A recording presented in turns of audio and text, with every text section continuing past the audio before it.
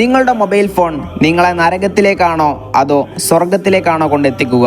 ഈ mobile phone എന്ന് പറയുന്നത് പല തെറ്റിൻ്റെയും അടിസ്ഥാനമാണ്, അതുപോലെ തന്നെ പല നന്മയുടെയും അടിസ്ഥാനമാണ്. ഈ ഫോൺ നിങ്ങളെ നന്മയിലേക്ക് നയിച്ചേക്കാം, അല്ലെങ്കിൽ തിന്മയിൽ കൊണ്ടുപോയി എറിഞ്ഞേക്കാം. അത് നിങ്ങൾ ഇതിനെ ഉപയോഗിക്കുന്നതിനെ അടിസ്ഥാനമാക്കിയിരിക്കുന്നു.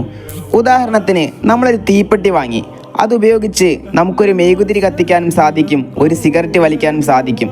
ഒരേ വസ്തുവാണ്, പക്ഷേ അത് നമ്മൾ ഉപയോഗിക്കുന്ന രീതിയാണ് വ്യത്യാസപ്പെട്ടിരിക്കുന്നത്. ഈ മൊബൈൽ ഫോൺ ഉപയോഗിച്ചുകൊണ്ട് നിങ്ങൾക്ക് ദീൻ പഠിക്കാം, ഖുർആൻ ഓതാം, ആത്മീയമായും ഭൗതികമായും പല അറിവുകളും നേടാം. അതേ മൊബൈൽ ഫോൺ ഉപയോഗിച്ചുകൊണ്ട് തന്നെ നിങ്ങൾക്ക് മ്യൂസിക് കേൾക്കാം, ഹറാമുകൾ കാണാം, രാപ്പകലില്ലാതെ പെൺകുട്ടികൾക്ക് മെസ്സേജ് അയക്കാനും സാധിക്കും. ഇതുകൊണ്ട് നിങ്ങൾക്ക് നന്മയും ചെയ്യാം, തിന്മയും ചെയ്യാം. ഇനി തുടക്കത്തിൽ ചോദിച്ച ആ ചോദ്യം ഞാൻ ഒന്നുകൂടെ ചോദിക്കുന്നു: നിങ്ങളുടെ മൊബൈൽ ഫോൺ നിങ്ങളെ നരകത്തിലേക്കാണോ അതോ സ്വർഗത്തിലേക്കാണോ കൊണ്ടെത്തിക്കുക?